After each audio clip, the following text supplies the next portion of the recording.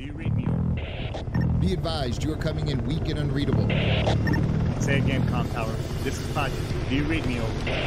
Pacho, this is Com Tower. I read you Lima Charlie. Com Tower, Com Tower. Request permission to launch and commence the field op. Over. Stand by. Pacho, permission granted. I say again, permission granted. Roger that. Launching podcast in 3, 2.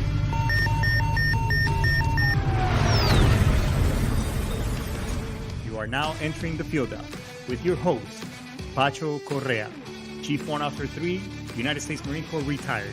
Get some. Hurrah!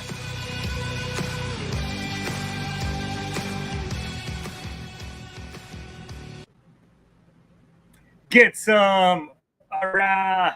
What's going on there, motor skaters and all my fellow service members out there in the interweb? Maybe Friday, another week almost gone. So Friday Eve, and the weekend shall commence. So got another awesome show. Just me bumping my gums this week. But before we get started, as I usually do, I just want to say that hey, this show is all about the Second Amendment. We respect freedom of speech. So if you like what you're hearing, then don't forget to like, subscribe, and share all that good stuff. Pass it on to other veterans like a joint at a party. Well, not if you're on active duty, because you can't be doing that shit.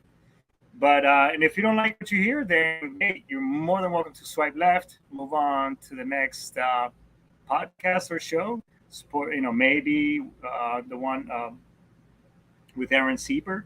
So Combat Vet Vision, just saying, or maybe the one by Brian Colburn.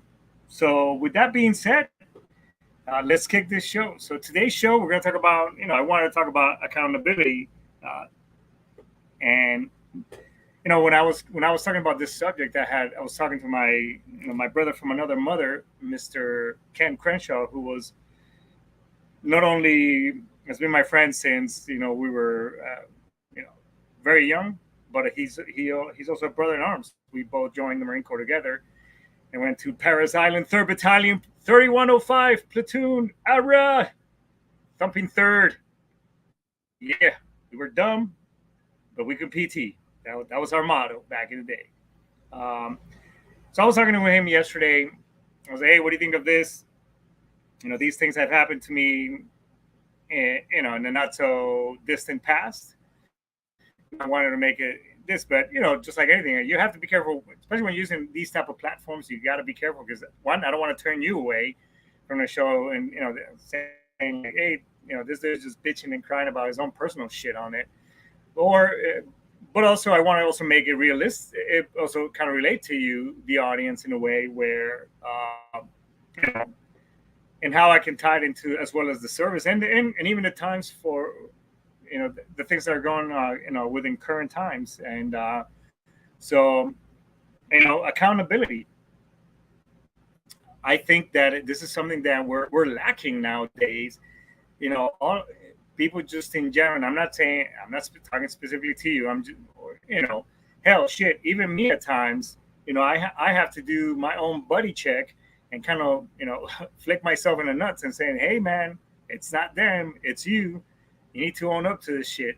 So, but for the most part, I just think that we're lacking this among many other things, and I'm sure that we can sit here and branch out on this topic quite a bit. But we are lacking accountability as a whole in society. Now, hear me out. I think that it's just parenting and just many different things. When I was as most of you know, as I've been sharing my story with you folks, I got out of the Marine Corps and I came back in. So I'm a peacekeeper, what they call a peacekeeper back then, prior service, right? So I got out, I came back in. Part of coming back in, I had to take demotion. I was no longer a corporal. I was a lance corporal, all that stuff, right? So so I came back in, doing my thing. I ended up doing some time as an I&I duty inspector instructor. I think I've had somebody from from back in the day. Well, I think I have. Shit, I don't know. Old man moment. But nonetheless, um, I had an so in that unit, that was one of the first one of in 50 years, one of the first reserve units that they stood up and sent into combat, right, or into a conflict, because we never were at war, because Congress is the one who declares war. So I don't know where people start going, oh, we're going to war. It's like, no, we're in a fucking conflict. They're dipshit. So, so I was with this reserve unit. I was part of the re- uh, permanent staff at this reserve unit. In the Army, they call it AGR. The Marine Corps, we call it INI duty, inspector instructor, because we're there to inspect and instruct the reservists and set them up for success, so on and so forth. Anyways, we went. The whole ordeal with Iraq happened the second time. I'm not talking about the one in 91 or 1990. I'm talking about maybe 91. I'm talking about in the war on terrorism in the 2000s, right? So 9/11 happened. That's so we take these. We're taking these reservists to combat. We get there, whatever. So now one vehicle went down, and this is where my story begins. So just bear with me, folks. So I was a pretty seasoned sergeant at the time already. I was, and part of this running staff at this reserve duty station. So we're in Iraq. We're about to cross the line of departure. Kuwait. A vehicle kept going down. One of the LAVs, a light armor vehicle, and I think in the Army they call it a striker. So it's just basically this personal carrier vehicle with 4 axles, wheels. It doesn't have any tracks. It kept burning up through oil, so the engine was pretty much about to shit the bed, as we say. So we just kept. So the stick commander or the convoy commander was this dude. I forgot the guy's name, but I remember that he was short, had a mustache that could clean a womb like you wouldn't believe. I mean, that was a womb broom and a half. Somebody doesn't know what I'm talking about. Geeky. But and this dude was short, but he had a big head. So every time he put his fucking Kevlar on, his helmet on, the dude looked, for those, and I'm dating my age, but those of you who remember the movie Spaceballs, he looked like Lord Helmet, that movie was a spoof about Star Wars and all this stuff. And this famous comedian at the time, I forgot, his name escapes me. He was a dad in Honey, I Shrunk My Kids. Anyway, so we used to call this dude Lord Helmet, not in front of his face, obviously, because we're all enlisted, and as enlisted, that's what we do. We talk shit about the brass and everybody else. So, fucking Lord Helmet, we kept going this vehicle. So we pulled over to the side of the road after many other times after stopping, and we kept telling him, and myself and my staff sergeant on the reserve side counterpart, John Mestas, who I got to have on this show. Anyways, we told him, hey, sir, this thing is it's delaying. We got a timeline to meet, so on and so forth. Just torch it. Let's just go ahead and throw an incendiary grenade, torch this thing right here, and we'll just leave it behind. We'll grab all the other stuff inside. We'll split it between all the vehicles and on the stick or the convoy. Stick is what we call the convoy. We'll split amongst the stick and the personnel and rock and roll it. But we got to get going, sir. And then here comes, one of the guys in my platoon. His name is, Lance Corporal East at the time, and he was driving an LVS. An LVS, a logistics vehicle system, is this huge 22 ton payload vehicle. It's pretty big, and it can carry and haul a lot of stuff. This kid could drive that thing like you wouldn't believe. Credit to him. He said, "Hey, sir, I can pull it with this thing. No big deal." And I pretty much looked at him like, "Shut the fuck up." And I remember this. I'm like, "Hey, shut the fuck up, East. Mind your manners." And then no, we will not toy with it, because I was in charge. Myself and the staff sergeant, we're both accountable for the motor transport equipment. And my job over there was to advise this captain who, not to discredit the individual, but most reserve officers, they'll do 4 years, you know, 4 years, and then they'll get out, and then they'll become reservists if they want to, but or they'll do 10 years and whatever, and then they'll come back, and then they'll become reservists and whatever. So I had more time, and I knew my equipment. And bottom line is, I got the book um, from the from even the tow truck that we were, the military tow truck, and I said, hey, do you see any pictures on here that says that this vehicle is supposed to be towing this one? So we don't mix variants, or we don't mix vehicles. You're not supposed to. If we could, then the operator's manual would say it. Anyways, so after this individual, he said, fuck it, we're gonna do it. And I was really fucking upset at the time. I was like, okay, sir, don't you've been advised. That's pretty much the last thing I said. So along the way, we were one of my other LVS operators, Sergeant Alvarez at the time. He pulled this thing, and along the way, the differentials on this on that AV, that personnel carrier, the differentials locked up with this thing, and it's basically, and then the guy that was pulling with his vehicle had some fuel pods in the back, had two 400-gallon fuel pods in the back. So, and it's basically the vehicle that locked started swaying, and basically it just kind of started spinning out of control. Thank God that the pintle hook where the tow bar that was pulling this thing actually free spun. You can spin it. So that's what, and basically, so the vehicle started spinning. It started dragging the tail end of this vehicle. It ended up hitting a power line, out of all fucking things. Power line. That's what stopped it. Thank God, because that's 800 gallons worth of fuel. Two individuals driving that fuel vehicle. That, I mean, a lot of things could have gone wrong, and we could have lost two individuals on that. So yes, we destroyed a power line. We probably took out an entire grid of electricity for a lot of homes in the middle of Iraq. So as soon as I heard it on the radio, I mean, we slammed the brakes.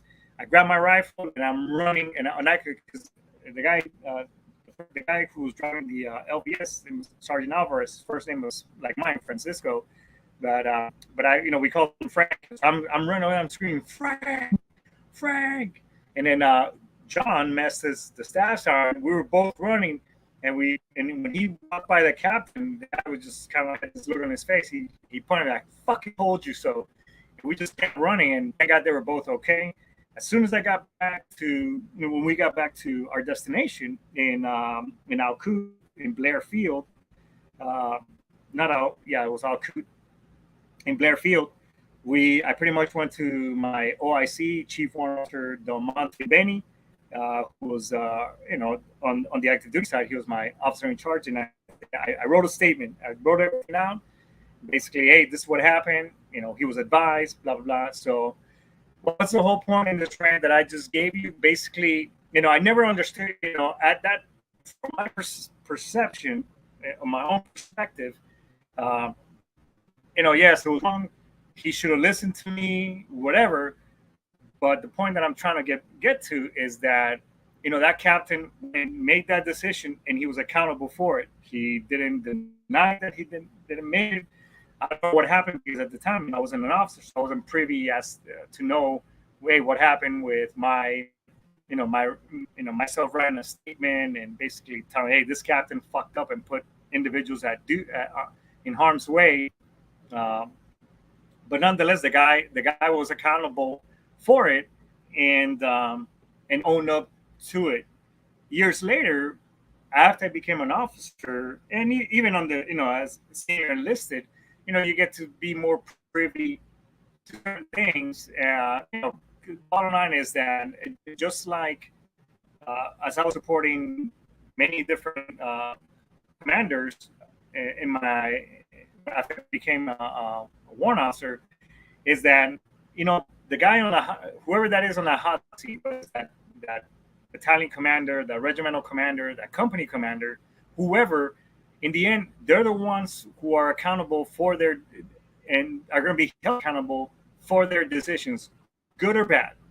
So I took that, after I became an officer and after much mentoring from, other really good mentors and leaders, I took that to heart because, hey, if I'm going to make this call, there's some risk associated to it. If it's bad, whatever happens, whatever the outcome is, then I got to own up to it because, yep, after gathering all the data and information that was provided, I still got to make a call, whether it is sending, for a battalion commander in combat, hey, I got to send these individuals to this fight. And, in that sense, and those stakes are much higher. And obviously, hey, I know that some of them are not going to come back. And that's something that, I have to live with.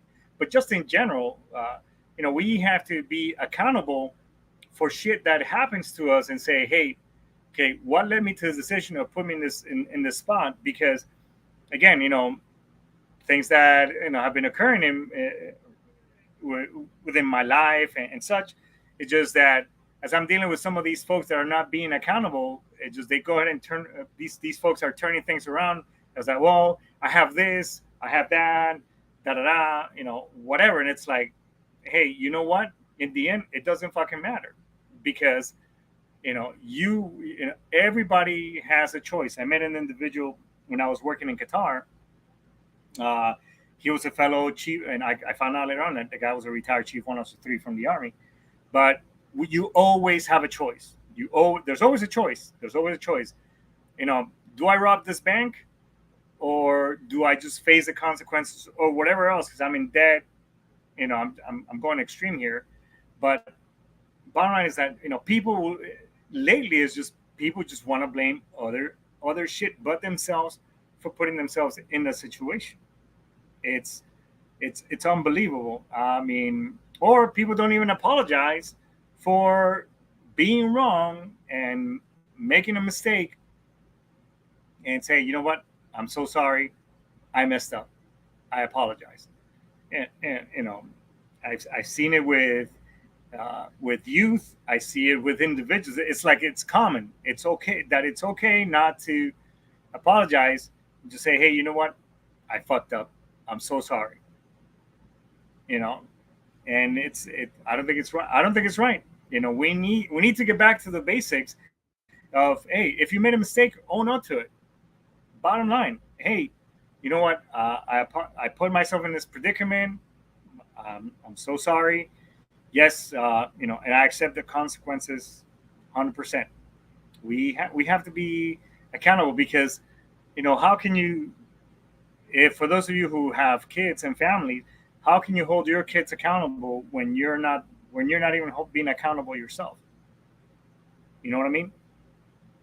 That's something that, as a matter of fact, that I've tried to live by, because I can't go back and for the most part, oh, hey, you can't do this, you can't do that, but I'm the one who's doing it. I too, I'm the one who's doing it. And I'll give you a better example. I gave up when I had my breakdown and I was going through intensive outpatient program at Camp Pendleton. I was diagnosed with having a pre-existing condition pre-existing condition for drinking. Why? Because my father drank. He wasn't an abusive drunk, but I know he had a drinking problem, and so did his family. I acknowledged that. I knew that, and I myself, for me, it was more of a sleeping aid, for the nightmares, and again, that's another episode here that we can talk about. So part of me, for that recovery and getting to to having some type of clarity and getting back to, being this new person, this new individual, I had to, quit drinking. And that was September 13th, 2013. It was the year before. It was the year before I retired. So, and believe me, and it was rough because I was so used to, hey, basically polishing off a bottle of wine or whatever it is was my poison at the time. before going to bed. So basically, because I thought I could sleep. But the point I'm trying to make here is that when I give it up, my kids, my kids were younger at the time, in their mid and late teens, and I just didn't want to. They knew, hey, look, he's getting better, he's getting therapy. I just didn't want to lose face with them, and basically didn't want to go back. Hey, oh, he's drinking again, or again, I wasn't an abusive drunk or anything. I mean, fuck, you couldn't even tell I was drunk. I mean, that's how good I was. um, but I'm just saying that to me, I was holding myself accountable because I didn't want to, look bad and my word not mean anything to them. And saying, oh, well, he gave me his word, or he said he wasn't going to do this, and look at him now. And even to this day, um, I've talked to my kid, my daughter, and everything. I mean, they're all adults now, and they go out. We go out. We have a good time. We go to the bar. I don't drink or anything, and they've even asked, hey, are you gonna drink again? I mean, it's no big deal. We got, we're all adults. And it's like, no. I mean, plus I don't miss it. It's just the bottom line. I mean, I think I'm in a better place, but I'm holding myself accountable for my own stuff. And in any case, and I'm not perfect. I'm not saying that I'm Mr. Accountability, and because I too am human, but I also check myself and remember and remind myself to be accountable. But it's just left and right as I look and I deal with people, and when there's conflict and stuff, and again, just recent events in my life. It's just like, Jesus Christ, can anybody just be accountable for once and say, hey, I fucked up. Yep, I made a mistake, and here's how I'm going to fix the situation, or whatever. But it just own up. Don't blame. Don't blame this. Don't blame that, because in the end, it doesn't matter. It doesn't matter because there was always a choice, and in how you got there. You know. So and again, as I understood that, as I not as I got older, but as I went through the ranks, and I was able to understand. Okay, you know what? Uh, kind of switching gears to the military side. Now I understood why commanders may make such decisions sometimes, that us as enlisted, like, dude, what the hell is the CO thinking? Or why is the is our OIC just, why did they make that call? Well, for whatever reason that they did it, they had their own reasons. They must have outweighed the risk. I'm not saying that that there was a few, as my buddy Scott would say, blooming onions in there, when they were making these decisions. All I'm saying is that that there was a time where some of them made mistakes, and some of them just went ahead and said, fuck it, I'm just gonna pull it off the, shoot from the hip, and hopefully it'll stick and play out fine. I'm not saying that. I'm just saying that uh, in the end, especially in those situations, you're gonna be held accountable, whether you want to or not. I mean, that is the bottom line. So, as I sit here, and I'm dealing with these different things, it's like, man, I would much rather for somebody to say, hey, you know what, this is what happened, this is how we got to this place, and I apologize, or whatever. Here's how we're gonna fix it, instead of just not owning up to shit, because that's where a lot of people get frustrated, uh, and whether you're at a job or whatever the case may be, people just pull chucks or take other actions when it comes to not only not having that, being lack of accountability, but lack of communication, among other things. So that's that's basically what I was just thinking of. And because we just got to get back to the basics, folks, and bring accountability back. And hey, you know what, we're all going to make mistakes. We're all, nobody's perfect. We're going to hit some bumps on the road, but as long as you're clear, and you know what, and accept those consequences, then we'll be okay. You know what I mean? I don't know.